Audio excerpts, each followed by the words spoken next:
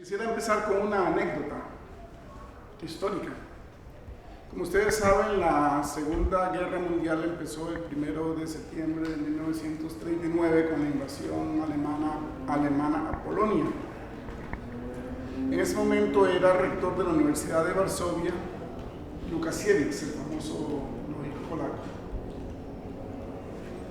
autor de una obra clásica sobre la silogística de Aristóteles. Y también es famoso por sus lógicas polivalentes, es decir, lógicas que tienen más de dos valores. En medio del estruendo y de la destrucción del bombardeo,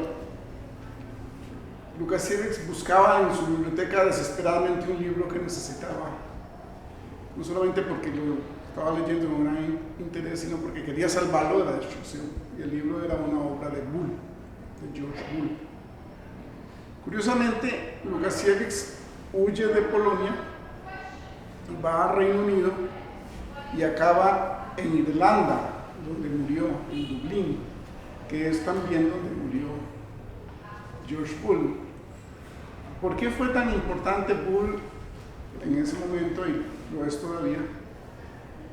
Bueno, porque es el que logró darle una interpretación matemática a la lógica conocida, pero además conectar la lógica con algo tan aparentemente trivial como es la tecnología de las comunicaciones, gracias a la álgebra de Boole.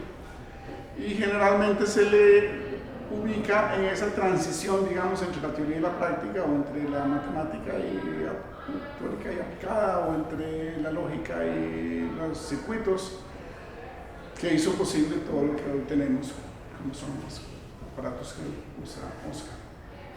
¿Quién fue George Boole? Nació en Inglaterra, en una familia de pocos recursos, y fue autodidacta. Se supone que aprendió desde muy pequeño a leer griego y latín, que era como el estilo de la época, ¿verdad? Lo que le permitía a la gente leer las obras clásicas. Y se interesó enseguida por las matemáticas. No pasó de primaria, pero a los 16 años ya era profesor de matemáticas, autodidacta completamente. Los biógrafos en biografías en lengua inglesa mencionan que gracias a que empezó a trabajar dando clases de matemáticas tan joven, pudo mantener a sus padres, a sus hermanos en momentos de problemas económicos. Lo nombran profesor de matemáticas en Cork, Irlanda. Fue el primer profesor de matemáticas en esa institución, que entonces no era una university, sino un college. Hoy día es the University of Cork. Y allí se conserva, aparte del recuerdo del gran profesor que murió allí en Cork, sino también hay varios institutos dedicados a continuar con la obra de George Boole. Murió muy joven, a los 49 años. Salió a caminar o venía caminando, le cayó una aguacero encima y tenía clase, y en vez de cambiarse se fue a dar clase todo mojado, pescó una pulmonía y una neumonía, y desgraciadamente murió. Desde pequeño leyó mucho de filosofía, pero nada de Leibniz. Leyó Spinoza y curiosamente parte de su libro Las leyes del pensamiento de 1854 es una refutación matemática de Leibniz. Tiene una sección para refutar algunas de las ideas, de Spinoza. Que no leyera Leibniz no es, o que no lo conociera en absoluto, no es de extrañar, dado que una vez que Leibniz perdió el pleito con Newton, a raíz de la paternidad del cálculo, y cuando la Royal Society lo falló a favor de Newton, que era muy vengativo, prometió que nunca jamás se volvería a oír el nombre de Leibniz en las Islas Británicas, y casi lo logra. Porque fue gracias a que Charles Babbage, uno de los pioneros de la computación, que fundó la Analytical Society, que empezaron a usar la manera de escribir el cálculo al estilo de Leibniz. Y luego Bertrand Russell en 1900 escribe su tesis sobre Leibniz, vuelve el pensamiento de Leibniz a a las Islas Británicas, a la Gran Bretaña, pero si se fijan, por ejemplo, en la colección de grandes libros de la Enciclopedia Británica, no hay ni una sola mención a Leibniz todavía. O sea, ninguno de los 57 volúmenes de los grandes pensadores tiene ni una línea de Leibniz, pero tampoco está en nada de Leibniz, ni en los 10 libros introductorios, ni en los 10 libros complementarios que tienen textos adicionales. Es una historia muy curiosa porque Leibniz, por otra parte, se le adelantó muchísimo. Ahora que se acaban de publicar las obras de lógicas de Leibniz en español, en una edición en español, el volumen número 5 de la editorial Comares, de las obras filosóficas científicas de Leibniz, donde se incorporan los ensayos de lógica, sobre todo los de 1679, nos damos cuenta de que en realidad Leibniz había hecho algo muy parecido a Boole. Lo único es que lo dejó entre un montón de páginas que nunca se publicaron y pasaron muchos años antes de que se fueran conocidos. Lo que voy a hacer es un viaje de vuelta más o menos rápido, porque empezando con esta mención de Boole, quisiera retroceder hasta Platón con una breve parada en Kant y de vuelta empezar por Aristóteles y llegar otra vez a Boole con una breve parada en Leibniz. ¿Por qué Kant? Porque hay un texto muy curioso de Kant, de una obra que se llama Lógica. En alemán tiene un subtítulo que no lo conservaron en inglés, que dice Manual para conferencias. Es esta obra de Kant, 1800, donde dice lo siguiente, comillas: en los tiempos presentes no hay ningún lógico famoso, y ciertamente no necesitamos ninguna invención nueva para la lógica, pues esta contiene meramente la forma del pensamiento. Se cierran las comillas. No hay nadie famoso, pero además no lo necesitamos, dice Kant en 1800. Esto a su vez refuerza lo que dice Kant en la famosísima segunda edición de la Crítica de la Razón Pura, en el prefacio de la segunda edición de 1782, donde tiene un texto que ha pasado a la historia porque contiene uno de los errores más graves, digamos, para alguien tan famoso como Kant. Comillas: desde Aristóteles no ha sido necesario revisar de un solo paso de la lógica. También es de notar que hasta el día de hoy, 1782, esta lógica no ha podido avanzar ni un solo paso. Y lo que explica es que como la lógica únicamente trata de las formas vacías del pensamiento cuanto pensamiento, sin contenido ninguno, sujeto ninguno, por eso salió ya completa de Aristóteles según Kant. Y no solamente no ha necesitado ningún cambio, ni avance, ni modificación, sino que tampoco ha dado ningún solo paso nuevo, ni tampoco se necesita. Ahora, podemos preguntarnos brevemente cómo es posible que Kant llegara a esta conclusión, puesto que parece que simplemente no conoció la lógica de Aristóteles. La lógica, para empezar, la lógica de Aristóteles es modal, a pesar de que generalmente se olvida a la gente. Aristóteles constantemente habla de necesario, sí, en sus silógicos. La de Kant, por ejemplo, esta lógica no es modal, y aunque supuestamente está inspirada en la única lógica de Aristóteles, ni siquiera mencionaba modalidad. Segundo, la lógica de Aristóteles solo admite 3 figuras, no 4, como las que aparecen aquí, las famosas 4 figuras del silogismo.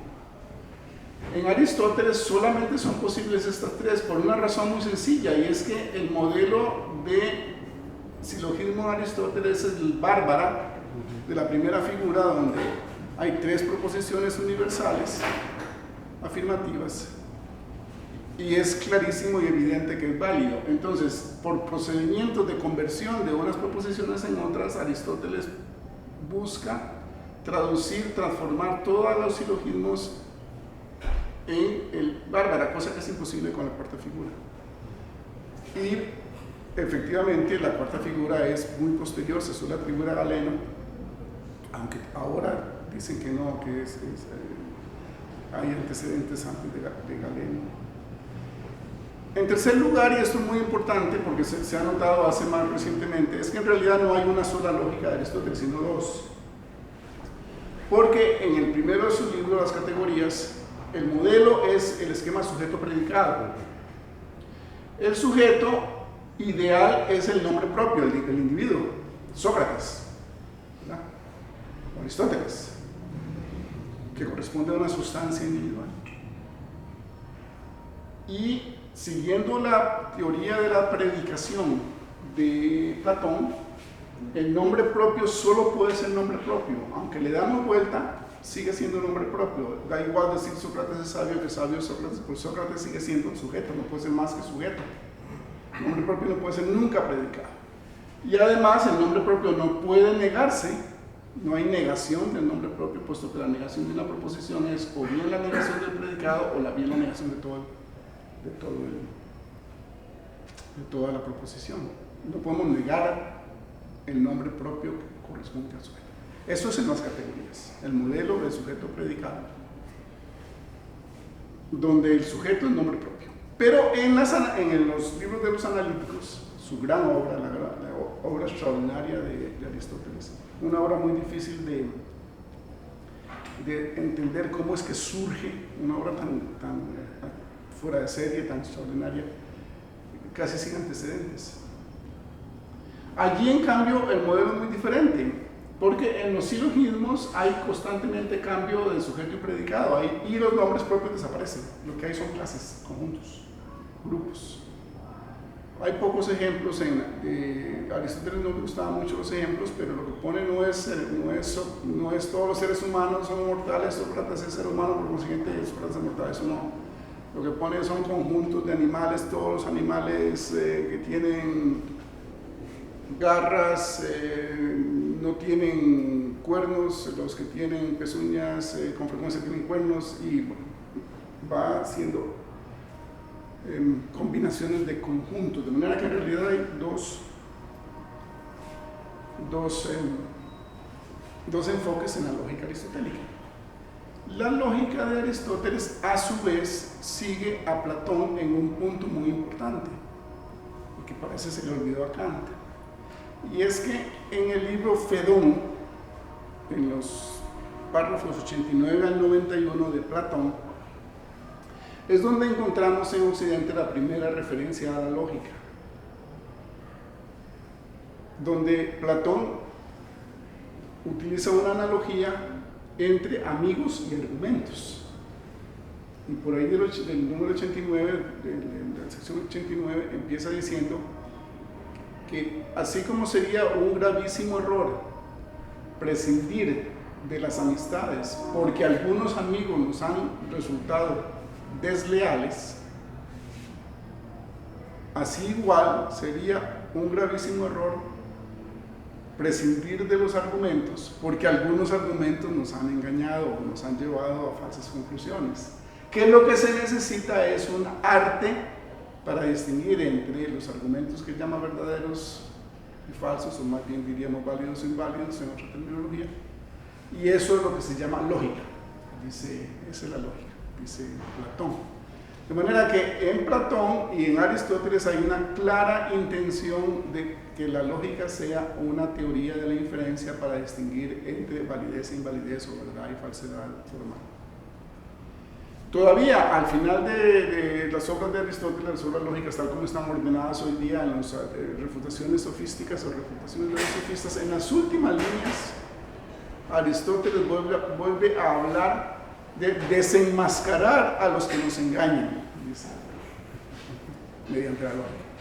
Y luego, cuando dice que no encontró nada escrito sobre esta materia, la materia de la que está hablando es el razonamiento, y así lo menciona él, ¿verdad? Sobre otras cosas hemos encontrado mucho escrito previamente, pero sobre el razonamiento no hemos encontrado ninguna obra antigua, dice Aristóteles. Tiene razón, porque Platón no lo hizo. Platón señaló el camino, pero no llevó a cabo lo que había que hacer. De manera que me parece que está claro que en Aristóteles la lógica no es de lo que dice Kant, el estudio del pensamiento vacío sin objeto, sino que es una manera de distinguir entre razonamientos válidos o inválidos, que es lo que él intenta con su famosa teoría del silogismo, que aparece en los primeros analíticos. Pero no solamente aparece la teoría del silogismo, con la cual siempre se ha identificado Aristóteles, sino que también aparece un texto muy interesante en los analíticos, en el capítulo 4 del segundo libro, Analíticos Primeros, donde claramente Aristóteles habla de lógica proposicional y menciona el modus ponens, el modus tollens y algo que podría interpretarse como la falacia del consecuente. De verdad que Aristóteles, la lógica aristotélica es mucho más interesante y mucho más complicada y mucho más problemática de lo que cree Kant. O sea, no es que naciera perfecta y completa y que por eso no ha necesitado ningún cambio ni va a necesitar ningún cambio. Rápidamente, toda la teoría del silogismo se basa en 4 tipos de proposiciones. La universal afirmativa, que en Aristóteles sería aproximadamente así, bueno, él usa otras letras, A y B, pero da igual, todo S es P, ninguna S es P, la negativa, universal. Luego la particular afirmativa y la particular negativa. Estos cuatro clases de proposiciones categóricas, todas son generales, no son singulares, o sea, no hay nombres propios. Las particulares son también generales, en el sentido de que hay diferencia entre particular y singular. Si tomamos 4 tipos de proposiciones en grupos de 3, porque los silogismos son 3 proposiciones, y en 3 figuras en el caso de Aristóteles y en 4 en la lógica posterior, pues tenemos un número determinado de combinaciones, ¿verdad? Si son 4 las figuras serían 256. En el caso de Aristóteles sería 4 a la 3 por 3, sería 192, pero no las contó. Curiosamente a nadie se le ocurrió contar las posibles combinaciones, sino hasta muy recientemente. Creo que tal vez fue Leibniz el primero, pero digamos, los escolásticos nunca se tomaron la molestia de ver cuántas posibles combinaciones había. De 4 proposiciones en grupos de 3 es 4 a la 3 multiplicado por 4. Esta es la famosa tabla de oposiciones. Las 2 universales, la afirmativa y la negativa, ambas pueden ser falsas, juntas. Si yo digo todos los costarricenses son gordos y digo que ningún costarricense son gordos, las 2 son falsas. Pero si una de ellas es verdadera, la otra no puede ser verdadera, no pueden ser las 2 verdaderas juntas. Pueden ser ambas falsas, pero no las 2 verdaderas juntas. Si es verdad que todos los costarricenses son centroamericanos, la contraria, que ningún costarricense centroamericano, tiene que ser falsa. Estas son las particulares, y la máxima oposición se da entre la particular negativa, que es la refutación de la universal afirmativa, y la particular afirmativa, que es la refutación de la universal negativa. Aquí están las posibles combinaciones y toda la larguísima discusión por siglos sobre los silogismos, que todavía continúa porque es un tema apasionante y todavía hay gente que se dedica a los silogismos. Es cuáles de esos son válidos y cuáles no. Eso depende de un punto muy, muy importante en el cual ha habido un cambio grande entre Aristóteles y nuestros días, que es cómo interpretar las proposiciones universales.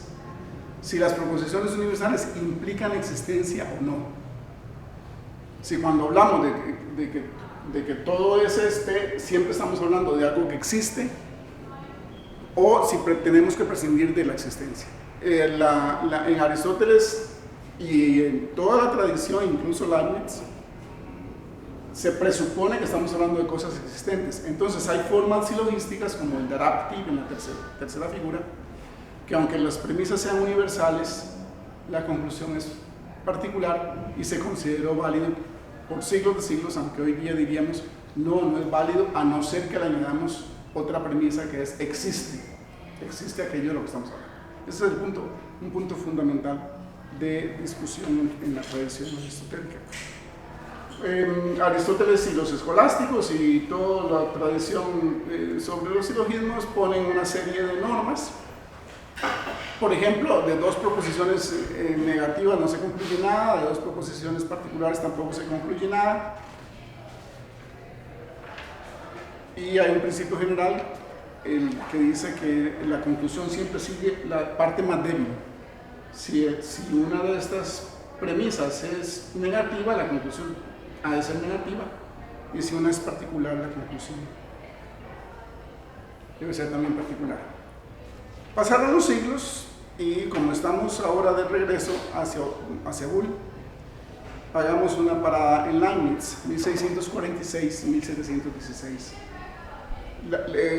El próximo año se conmemoran los 300 años de su muerte y va a haber un acontecimiento de grandes proporciones en Hannover, en Alemania, la ciudad donde él fue bibliotecario la mayor parte de su vida y donde se conservan los más de 100.000 papeles que dejó escritos y otros recuerdos, entre ellos la máquina de calcular. Todo eso está en un instituto. Hay una universidad en Hannover que se llama la Universidad Leibniz y los trabajos sobre Leibniz los dirige, en este momento es un chino, Wen Chaoli,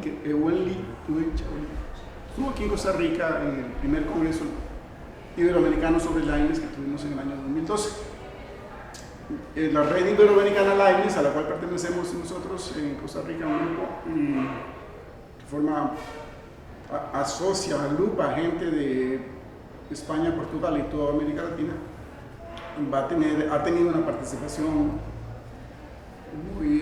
muy intensa en los estudios leibnizianos. Los españoles de la Universidad de Granada están publicando esa colección en 20 volúmenes, que ya han salido 8, y fue realmente, digamos, para los que nos interesa la lógica y la historia de la lógica, fue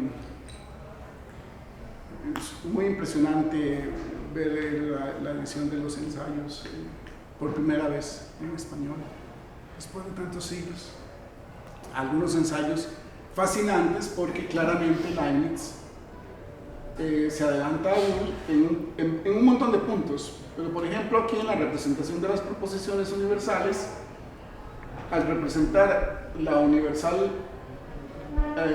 afirmativa utilizando un conjunto y el complemento del otro conjunto, que es un truco para poder entonces reducir todo a cero o a este simbolito que significa alguno.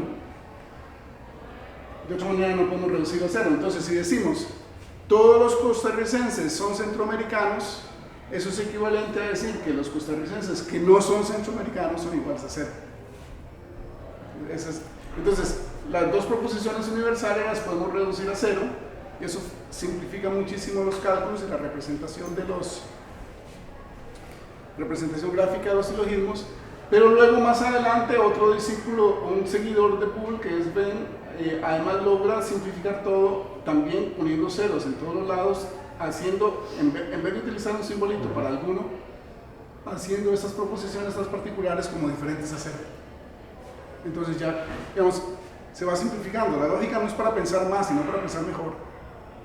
Digamos, la idea de que la lógica es para que pensemos más, no, es para que seamos más vagabundos en realidad, y también para instruir a las máquinas a que piensen, a que hagan nuestro trabajo y sepan distinguir las máquinas, porque eso es parte del proyecto leibniziano, distinguir entre argumentos válidos e inválidos, qué se sigue de qué y de qué se sigue.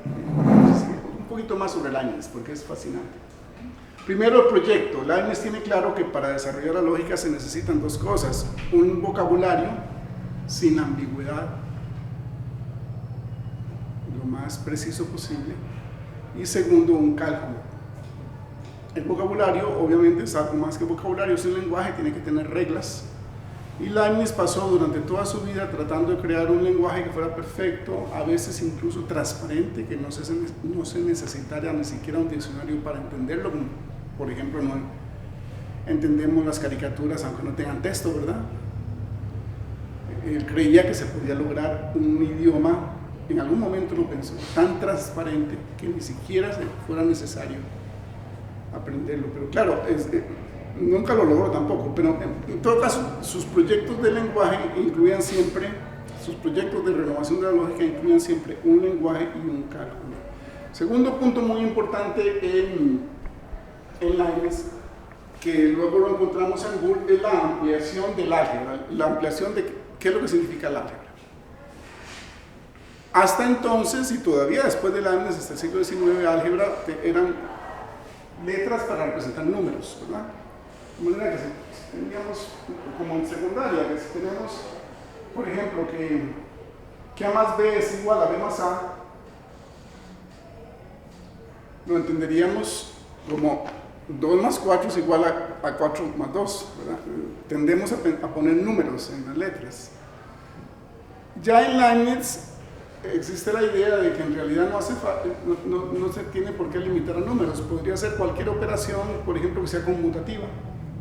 Nada más se define cuáles son las propiedades del símbolo, por ejemplo, conmutatividad, distributividad y asociatividad, y entonces ese símbolo se aplica a cualquier parte de la realidad donde tengamos esas tres propiedades, sean números o no sean números.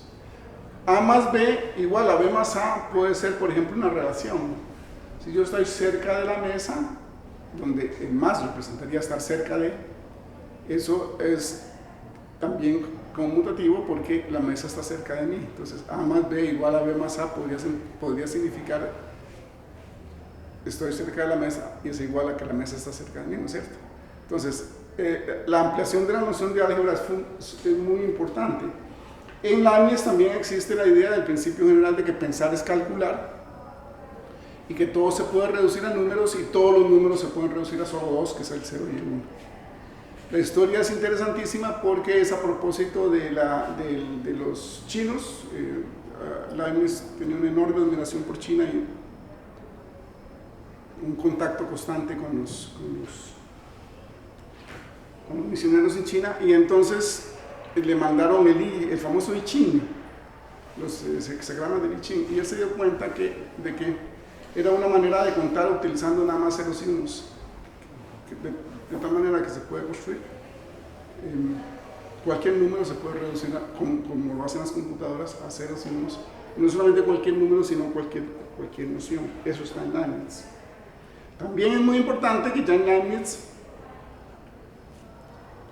se distingue entre validez semántica y validez sintáctica, y se formula claramente el principio de la validez semántica, que es lo que funciona todos los días en nosotros, que cuando encontramos premisas verdaderas, pero la conclusión es falsa, una luz roja se nos enciende, ¿verdad? Algo está mal. María se casó con Juan. Juan es el viudo de María, por consiguiente María se casó con su viudo. Algo raro, ¿verdad? Siempre que tenemos premisas que pueden ser verdaderas y la conclusión falsa, se nos enciende. Esa es la validez semántica, según la cual un argumento válido tiene que tener una estructura tal que no permita de ninguna manera la combinación de premisas verdaderas con conclusión falsa. Dicho de otras maneras, la verdad es una propiedad que se hereda. En lógica suele hablarse de la heredabilidad de la verdad, porque si las premisas de un argumento válido son verdaderas, la conclusión tiene que ser verdadera. La falsedad no sale de la verdad. Puede haber argumentos válidos con premisas falsas y conclusión verdadera, o premisas falsas y conclusión falsa, y aún así ser válidos, pero lo que quiere decir es que la estructura de ese argumento permita toda una serie de combinaciones menos una, que no permita premisas verdaderas con conclusión falsa. Esto es lo que se llama la verdad semántica, y es cosa fascinante ver que en Costa Rica se puede incluso poner una fecha al momento en que se introdujo la idea de la validez semántica en lógica, en 1968, cuando Claudio Gutiérrez escribió un librito muy bonito que se llama Elementos de Lógica para la enseñanza secundaria, que después se convierte en realidad en un texto universitario, porque el anterior, que era una colección de silogismos que todavía se puede encontrar en la biblioteca, se habla de los silogismos, pero no se dice para nada qué es lo que quiere decir que un silogismo sea válido. Pero no solo de Costa Rica, ¿verdad? Es una tradición larga. Lo que pasa es que cómo es que ya Leibniz en el siglo XVII tenía claro esto, y tarda tantos años en entrar la idea de generalizarse la idea de que hay que estar claro en qué es lo que significa que un argumento sea válido. Desde el punto de vista semántico, el argumento válido es aquel que no permite combinación de premisas verdaderas con conclusión falsa, Y eso es lo que utilizamos todos los días. Lo traemos como en la mente. También está la validez sintáctica, que es la que se basa en reglas. Hoy día, por supuesto, sabemos que la validez sintáctica y la semántica van juntas. Todo lo que es semánticamente válido, sintácticamente válido y viceversa. La representación de proposiciones universales en Leibniz es muy original. Y entonces, ya hecha la parada en Leibniz, pasemos a Boole. Él escribió un librito que es pequeño pero muy famoso, el análisis matemático de la lógica, en 1847. Tardó más de 100 años en cruzar el Canal de la Mancha y ser traducido al español. Y cuando sale en español sale lleno de errores, con bastantes errores. Entonces, si quieren esta edición de cátedra, que es parece haber sido la primera. Creo que hay otra edición en Chile, pero no la he podido localizar antes que esta. Tampoco sé si es. Esta es la primera en España. Y desgraciadamente, si la leen, encontrarán con que con frecuencia no puede ser de los simbolitos que aparecen. ¿Qué es lo que hace Boole? Él se da cuenta de que si representamos las proposiciones famosas, las proposiciones aristotélicas o categóricas, utilizando símbolos de las matemáticas, entonces podemos transformar la lógica de los silogismos, pero también la lógica proposicional, que es más básica, en una parte de las matemáticas, o por lo menos algo que puede ser tratado matemáticamente. Y para ello, el procedimiento es muy sencillo, es volver al 0 y al 1, interpretar el 0 como la clase vacía en lógica cuantificada, los silogismos es lógica cuantificada, y el 1 como el universo, que puede ser todo cuanto existe y podemos imaginar, o puede ser una porción que limitamos para los propósitos de un razonamiento o argumentación. Una vez que tengamos esa manera de verlo en lógica cuantificada, también nos damos cuenta de que puede tener otra interpretación diferente, y eso también es Boole, que el 0 puede interpretarse como falso y el 1 como verdadero. Entonces, una misma representación de un argumento puede interpretarse una misma representación matemática booleana puede interpretarse en lógica cuantificada, en lógica proposicional, pero además también como álgebra booleana, donde el 0 lo que significa es apagado, una corriente que está apagada, un circuito por el cual no pasa corriente, y el 1 es encendido, ¿verdad? Entonces, de la gran dignidad de la noción de verdad pasamos a algo tan trivial como que está encendida una bombilla. Esa es la analogía. Y de la fatalidad de la falsedad de la cual huimos, se pasa por la analogía a una noción también trivial, pero funciona, porque el cálculo funciona para ambas cosas. Como es que esté apagada la bombilla o la cocina, o lo que sea, porque no pasa corriente por el circuito. Una vez que tenemos entonces ceros y unos, vean cómo se representa todo ese P. Él utiliza X y Y pone muchos ejemplos, pero yo no sé por qué le fascinan las ovejas. Había muchas, o hay muchas en el Reino Unido y en Irlanda. Porque, digamos, supongamos que la proposición universal es todas las ovejas son negras.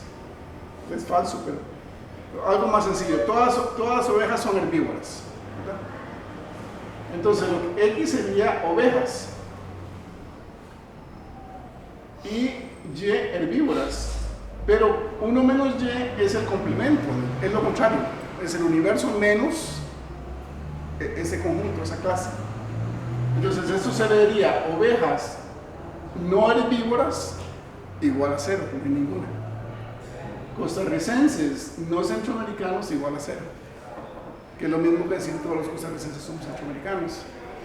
O sea, es el mismo mecanismo que utilizó Leibniz para la representación de una proposición universal afirmativa, sin embargo reduciendo a 0, que es usando el complemento del otro conjunto. Si no hay ninguna oveja negra, las ovejas negras son iguales a 0, que es la negativa, universal negativa. Aquí todavía tropieza con el uso de este símbolo, que es un estorbo, igual que había tropezado Leibniz, porque representa las particulares como iguales a V, que significa alguno.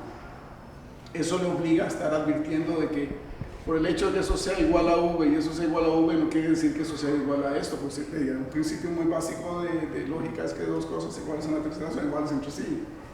¿Verdad? Si esto es igual a V, esto es igual a V, deberían ser iguales a otras cosas, pero dicen no, hay que interpretarlo de esa manera. Bueno, limitaciones de sus matemáticas en ese momento, pero lo curioso es que con esta representación entonces puede representar cualquier silogismo y probar matemáticamente su validez. Entonces, sin necesidad de recordar ninguna regla y además mostrando matemáticamente si algo es válido simplemente por procedimientos matemáticos, aunque son un poco acomodaticios a lo que él hace. Para ponerles un ejemplo, veamos un argumento de la primera figura, es esta, con todo universal afirmativo, que es la famosa Bárbara, que sería todo M es P, M es el término medio, todo S es M, y la conclusión, por consiguiente, también es A. Todo S es P. Todo M es P. Fíjense, como el término medio se queda en las premisas, lo que baja en la conclusión es el sujeto del predicado. Aquí, el sujeto y predicado es el sujeto y predicado de la conclusión. Por eso a veces es mejor usar A, B y C para que no haya esa confusión, pero nos fijamos para designar cuál es el sujeto de la conclusión.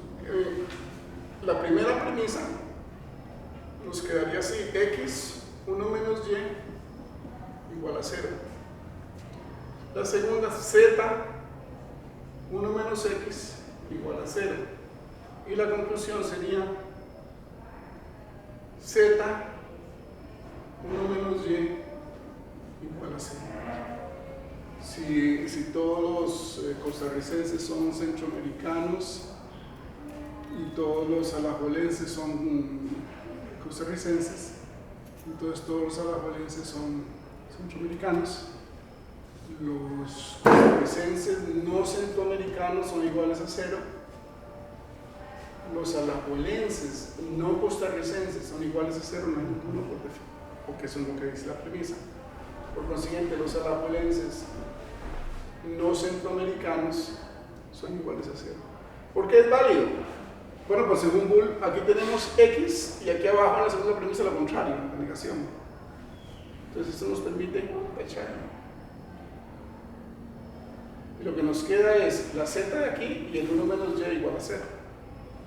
Matemáticamente hemos probado, sin necesidad de aprendernos todas aquellas cosas que les enseñaban a los pobres estudiantes de la Edad Media, que estos silogismos, para saber si eran válidos o no, tenían que aprenderse unos versos: Bárbara, celare, dari, ferio, celare, camestres, vestido, barocco, darap, que eran las formas válidas, sobre las cuales había mucha discusión, pero por lo menos sobre las dos primeras figuras, en particular sobre la primera, no había ninguna.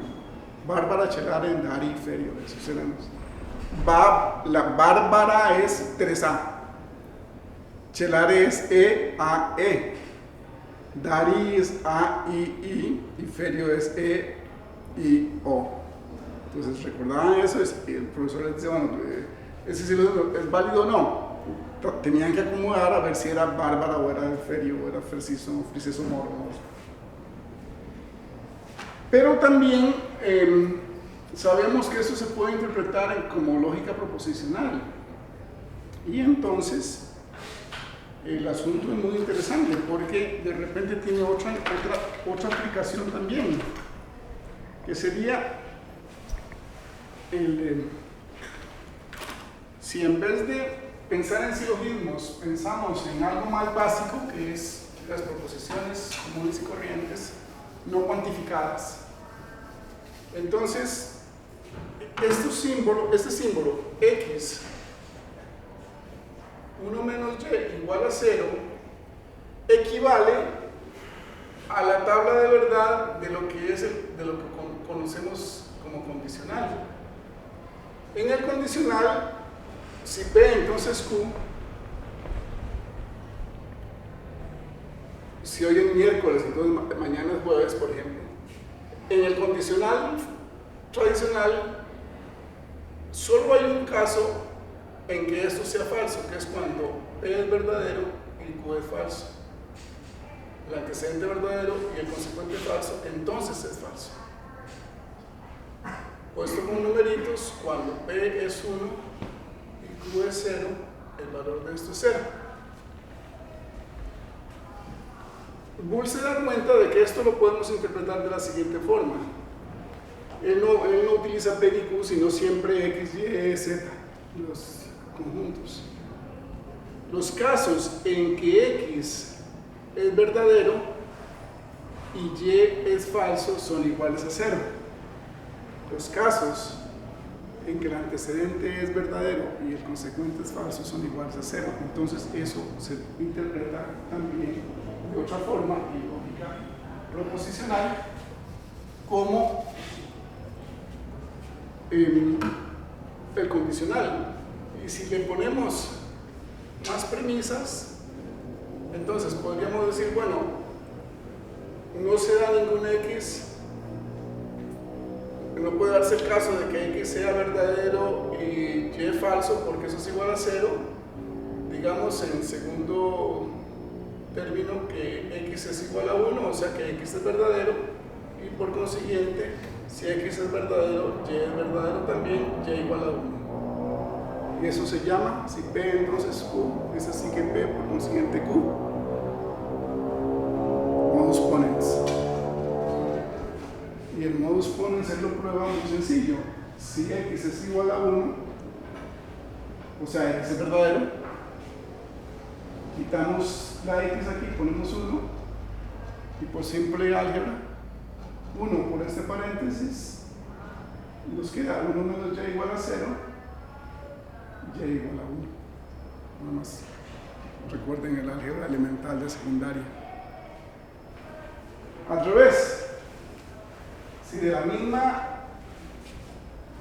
mismo condicional, como primera premisa, X, 1 menos Y igual a 0, ponemos ahora que Y es falso, Y igual a 0, entonces la conclusión es que X también es falso, y eso se llama modus tollens. Si P entonces Q, pues de aquí, es así, que Q es falso, por consiguiente P también es falso, X es igual a 0. Y de nuevo, no hace falta más que las matemáticas más elementales para probarlo, porque si Y es igual a 0, aquí ponemos 0 en vez de Y, entonces nos queda X, 1 menos 0 igual a 0, y si hacen las matemáticas, si recuerdan el álgebra de secundaria, eso da 0. Así se puede construir toda la lógica, pero lo fascinante de Boole es que da un paso más y se mete a cosas como aparatos. 1 y 0 también significa apagado y encendido. Entonces, imagínense que eso es una corriente eléctrica que va por un cable, pero que tiene dos interruptores. Cuando está levantado, no pasa la corriente, ¿verdad?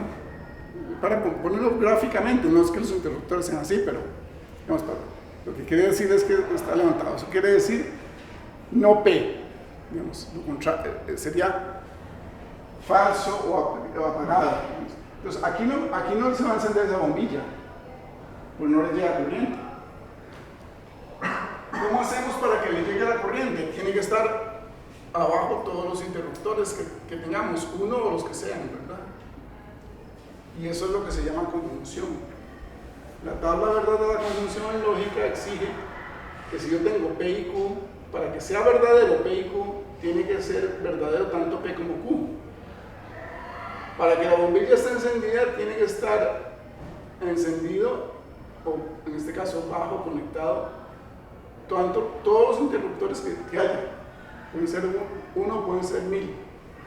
Basta con que uno esté desconectado para que no se encienda la bombilla. En aquellas, recuerdan hace años las bombillillas de los árboles de Navidad, que venían como en serie, entonces se quemaba una, no se encendía ninguna y eran un montón. Ya las de ahora no, pero yo recuerdo que tenía que entonces botar uno todo o ver cuál era la que estaba quemada, porque eso funcionaba exactamente como la conjunción. O sea, aquí es la lógica traducida a cocinas y computadoras. Pero también puede ir en paralelo. Digamos, aquí hay dos posibilidades de que pase la corriente. Entonces, ¿cómo se encendería la bombilla? Bueno, con que se baje uno o el otro, o los dos. Y esto se llama disyunción. Bueno, en este caso no, porque estaban apagados los dos, pero si conectamos solo uno, y la disyunción P o Q es verdadera cuando, la disyunción débil, cuando uno o los dos de las variables son verdaderas. Entonces, hemos empezado con Aristóteles, que por supuesto jamás pensó que el modus ponens y el modus tollens, de los cuales habla en los primeros analíticos, pueda representarse matemáticamente, y menos aún pensaría que la conjunción de la disyunción podría corresponder a corrientes que pasan por circuitos.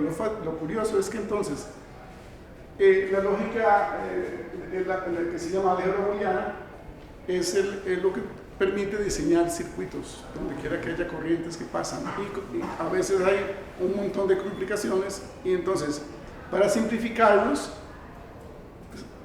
eso se traduce a símbolos lógicos, se operan con las reglas del cálculo y eso se pasa a la aplicación tecnológica y funciona. El que se dio cuenta ya de la aplicación de las álgebras booleanas a la teoría de la comunicación es un autor posterior, Shannon, ya del siglo XX, pero por supuesto Boole tuvo una serie de seguidores que trabajaron en la... Esto es exageradamente elemental, digamos. Podríamos continuar hablando de cómo representar, por ejemplo, aquí el condicional en estas conexiones, o la equivalencia, o cualquiera de las 16 conectivas que se forman cuando tenemos dos proposiciones P y Q, cada una de ellas que puede ser verdadera o falsa, en grupos de dos que a su vez pueden ser, el grupo puede ser verdadero o falso, y eso nos da 16 posibilidades, porque es 2 a la 2 a la 2, ¿verdad? 2 a la 2. Nosotros generalmente en los idiomas naturales que hablamos, como el español, el inglés, el chino, etc., usamos nada más 4 conectivas que corresponden a formas gramaticales, que son la conjunción, la disyunción, el condicional, si tal cosa entonces tal otra, y la equivalencia, sí, solo sí, ¿verdad? El sí, solo sí es el equivalente. Otros idiomas más complejos como el latín utilizan no 4 sino 5 porque distinguen entre disyunción fuerte y débil, que nosotros no distinguimos, tenemos que hacer paráfrasis para distinguir. Pero imagínense un alienígena, ¿cómo es que dicen ahora?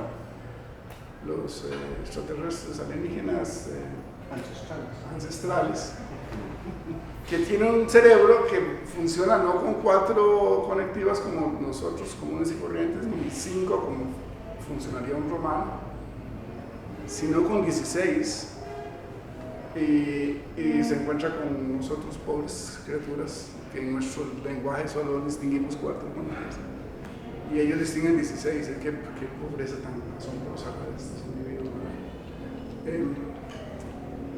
Bueno, la lógica tiene aplicaciones hasta para los alienígenas ancestrales.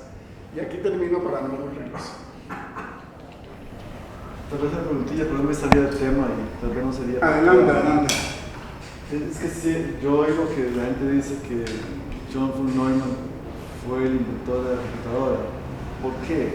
Porque, digamos, esto me parece a mí que sería más fundamental, sería como, esta sería la invención de la computadora. Y antes, sí, Babbage, ¿verdad? En el siglo XIX. Sí, bueno, como es un invento tan importante, pues debe tener muchos padres, ¿verdad? En realidad ya Leibniz estuvo cerca. Porque Leibniz inventó una máquina de calcular que era capaz de calcular, de trabajar con las 4 operaciones. Él a su vez redujo todos los números a ceros y unos y pensó que todo lo que pensamos nosotros puede expresarse en forma numérica. Lo único es que se equivocó porque creía que era asignando un número característico a cada concepto, lo cual no funciona, ¿verdad? Él siguió en eso a Raimundo Lulio, que había inventado una maquinita, entonces se ponían los conceptos, se mezclaban y salían combinaciones para generar proposiciones verdaderas. Pero la manera como funcionan las computadoras no es asignando un número característico a cada concepto, idea o lo que sea, sino reduciendo todo a ceros y unos, pero los ceros y unos digamos, eso ya se combinan en infinitas maneras, innumerables formas para representar cualquier cosa. Si Leibniz resucitara, diría, mira, yo me equivoqué, pero qué cerca estuve. Porque tenía todos los elementos, digamos, la máquina calcular, la reducción de todas las ideas a números y la reducción de todos los números a ceros y unos. Pero lo que le faltó es, bueno, traducir ahora los ceros y unos a encendido y apagado. Eso no llegó ahí. Por supuesto, la máquina de Leibniz es manual, no es eléctrica. Entonces no tenía mucho sentido tampoco hablar de encendido y apagado. Hace muchos años, cuando yo era joven, hace muchísimos años, uno usaba unos aparatitos, eran unas maquinitas muy lindas, todavía se conservan en museos, para hacer las 4 operaciones.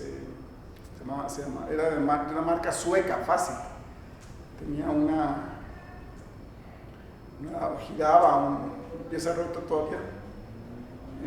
Según la dirección en que iba, se distinguía entre sumar y restar, pero para multiplicar y dividir se apretaba una tecla, entonces uno tenía una pantallita, giraban los números y salían el resultado. Entonces eso es básicamente la máquina de Leibniz.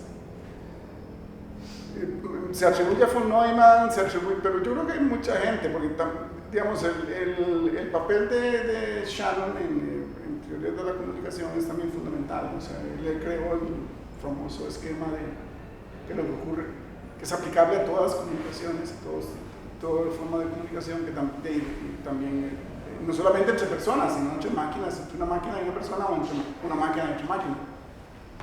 De manera que las computadoras tienen muchos antecedentes.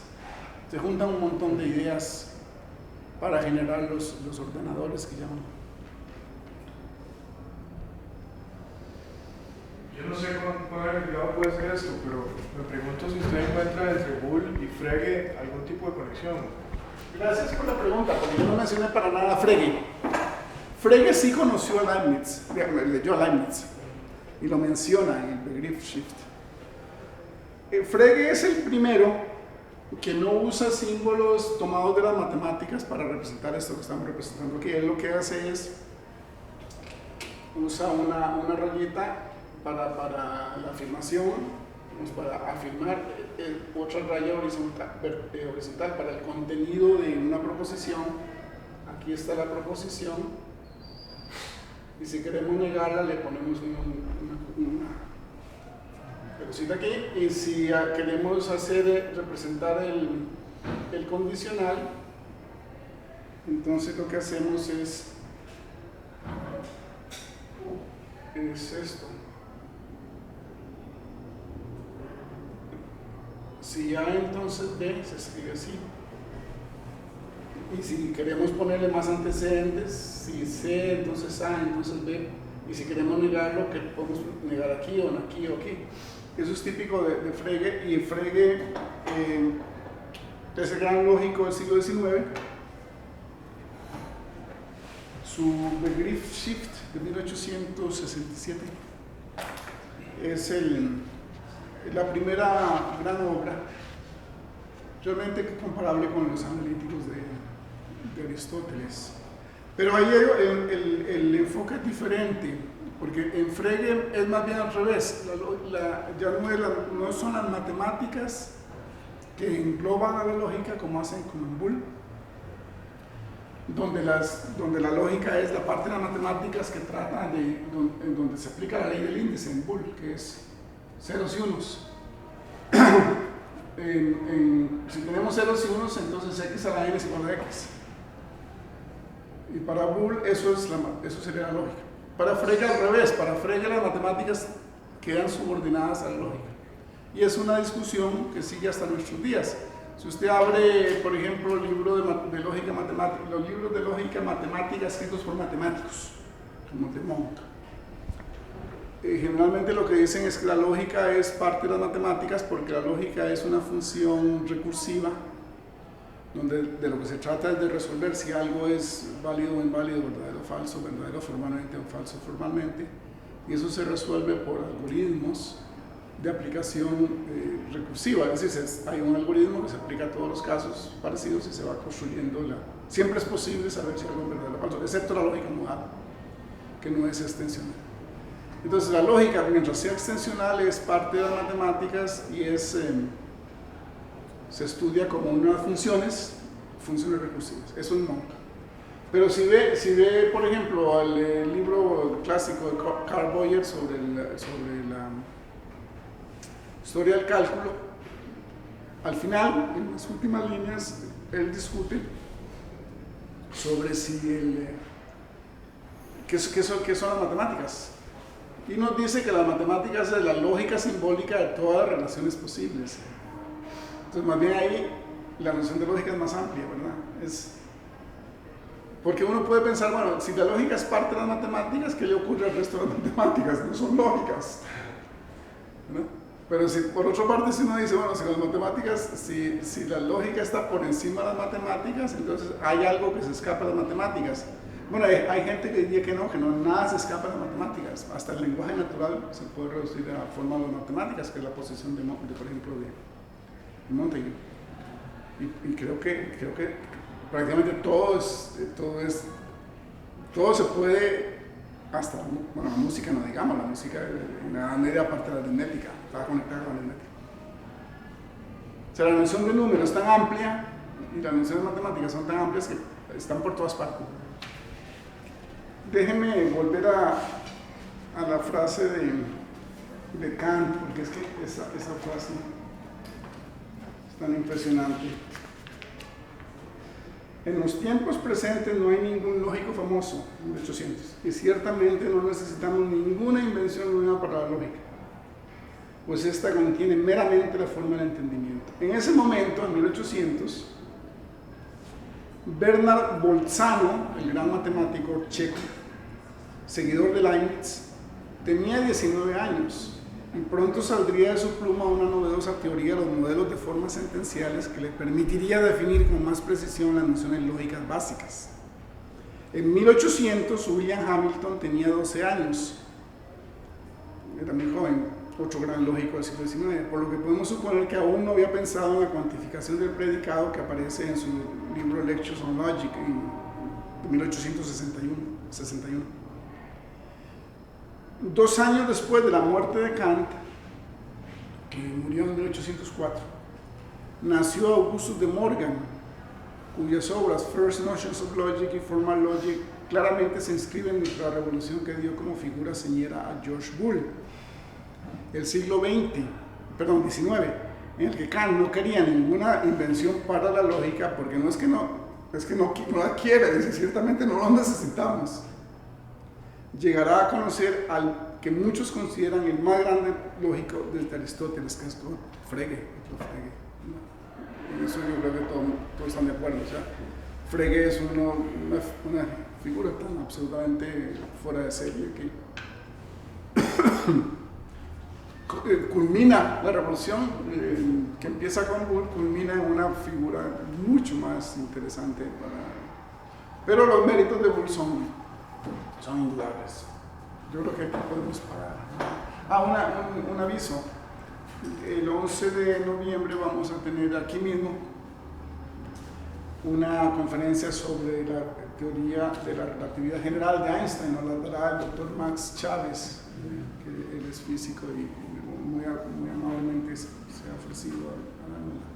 Este año se cumplen 100 años de la formulación, no de la publicación, de la formulación de la relatividad general, y como este año fue declarado el año de la luz por la UNESCO, para estudiar la luz, la misma UNESCO metió como parte de las cosas a celebrar o recordar los 100 años de la relatividad general, así que los esperamos el 11 de noviembre a celebrar.